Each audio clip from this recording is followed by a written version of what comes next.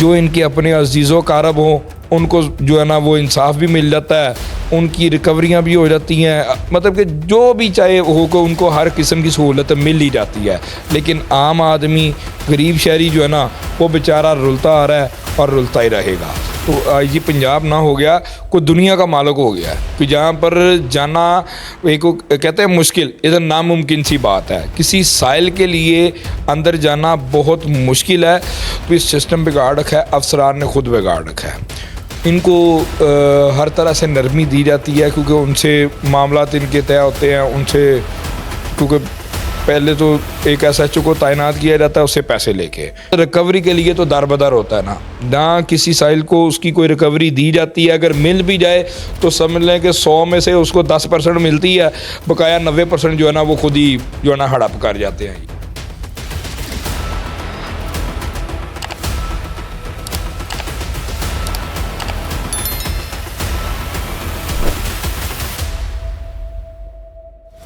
नाज़रीन, मैं हूं उस्मान भट्ट और आप देख रहे हैं डेली अल जज़ीरा। लाहौर में मॉडल थाने तो बना दिए गए और कई दफ़ा ये भी कहा गया कि पुलिस के रवायती अंदाज में बदलाव भी लाया गया है। इस वक्त मेरे साथ प्रिंट मीडिया के सीनियर सहाफ़ी आसफ मुग़ल मौजूद हैं। उनसे इस हवाले से बात करेंगे कि मॉडल थाने तो बन गए, लेकिन क्या पुलिस के रवैये में कोई बदलाव आया है कि यहाँ उनका रवैया वैसे का वैसा ही है। जी अस्सलाम वालेकुम। वालेकुम अस्सलाम। आसिफ, ये बताइएगा कि मॉडल थाने तो बना दिए गए हैं और आईजी साहब ने कई दफ़ा ये भी कहा कि पुलिस के रवैये में तब्दीली लाई गई है और उन्होंने उनको बारहा ये अहकामात भी जारी किए कि थाना में आने वाले साइलिन के साथ इखलाक से पेश आएँ। क्या ऐसा हो रहा है? देखें, ये बहुत बड़ा अलमिया है कि एक तो सबसे पहली बात करूं मैं आईजी साहब की। आईजी पंजाब डॉक्टर उस्मान अनवर साहब के ना नरम रवैये ने पुलिस को बिगाड़ दिया है। जो थाना कल्चर है, थाना कल्चर का इन्होंने जो भी सिस्टम बिगाड़ रखा है, अफसरान ने खुद बिगाड़ रखा है। इनको हर तरह से नरमी दी जाती है क्योंकि उनसे मामलात इनके तय होते हैं, उनसे क्योंकि पहले तो एक SHO को तैनात किया जाता है उससे पैसे लेके, फिर दूसरा उसको काम भी गैर कानूनी कहे जाते हैं, उनसे सारे मामलात करते हैं। तो रवैये की बात जो रह गई यहाँ पे थाना जात के अंदर या किसी भी जगह पे चले जाएं, थाना जात तो एक चीज़ हट के है ना, किसी अफसर के ऑफिस के बाहर अगर चला जाए, लाइक कोई SP साहब ले लें या DIG साहब ले लें या CCPO साहब का ऑफिस ले लें, यहाँ पर इंसान को इंसान नहीं समझा जाता। थाना कल्चर तो एक छोटी चीज़ आ जाती है ना।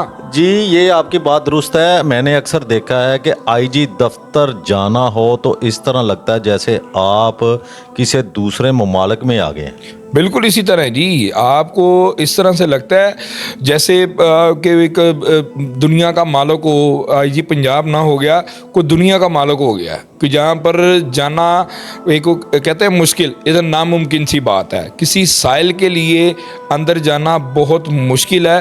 तो नरम रवैया तो तब हो ना पुलिस का कि अगर अफसरान का नरम रवैया हो, अफसरान हर किसी को एक जैसा समझें, ठीक है, कि इंसान को इंसान समझा जाए थाना जात के अंदर और अफसरान के सामने भी, ठीक है।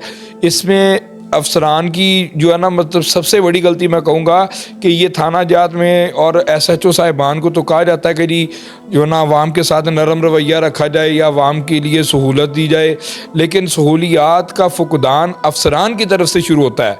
अफसरान ने अपने आप को दुरुस्त जब तक नहीं करना, नीचे से इनका कोई भी जो जितना चाहे SHO है, चाहे DSP हैं, चाहे SP हैं, लेकिन सबसे बड़ी बात यह है कि DIG साहब, CCPO लाहौर साहब और IG साहब, इनको चाहिए कि ये सबसे पहले अपने जो इनके इर्द गिर्द बैठने वाले जो सीनियर अफसरान हैं, इनकी जो है ना ये वो अच्छी तरह से इनको ब्रीफिंग दी जाए।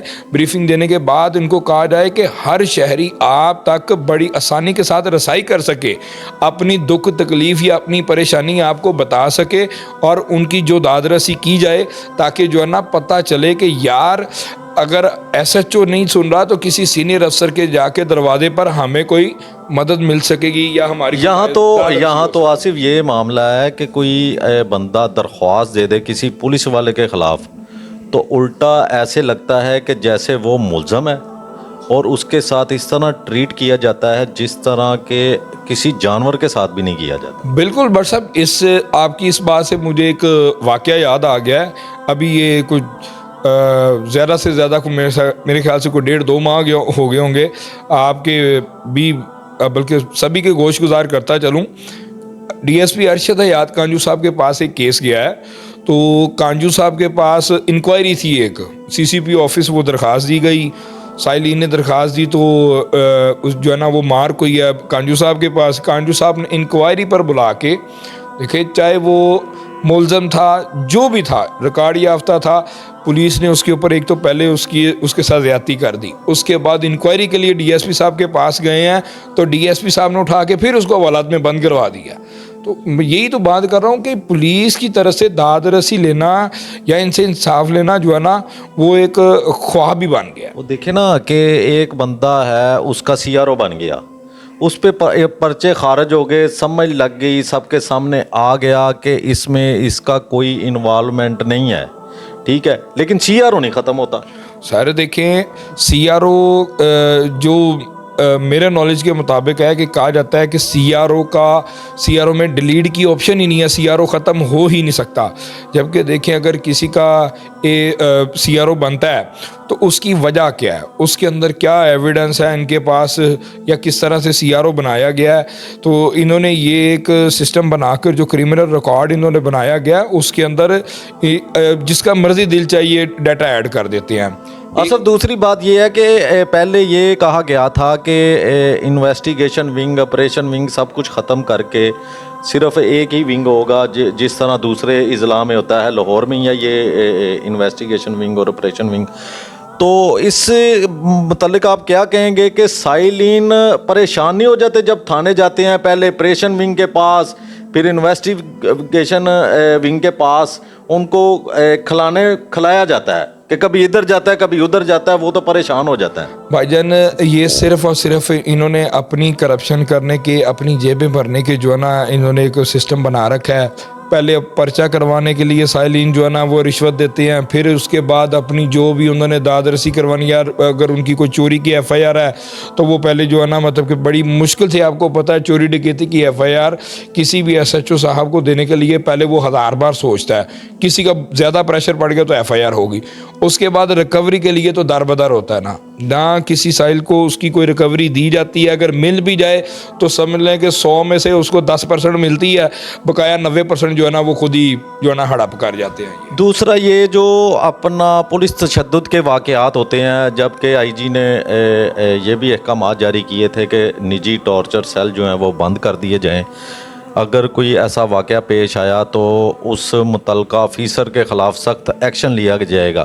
کیا اس بات میں کچھ سچائی ہے؟ نجی ٹارچر سیل بند کیے گئے یا بہت سے واقعات ایسے رونما ہوئے سامنے بھی ہے، کیا ان افیسران کے خلاف جنہوں نے ملزمان پر تشدد کیا ان کے خلاف کوئی کارروائی بھی ہوئی، کہ یہاں یہ صرف کاغذی کارروائیوں اور بیانات کی حد تک ہی رہا؟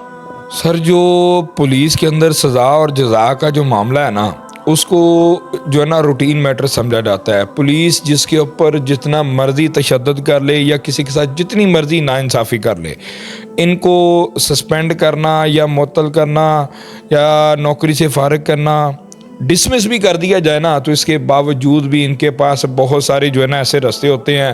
افسران سے ملی بھگت کے ساتھ بھی یہ بحال ہو جاتے ہیں. مطلب کہ جدھر بھی چلے جائیں ادھر ان کی کرپشن.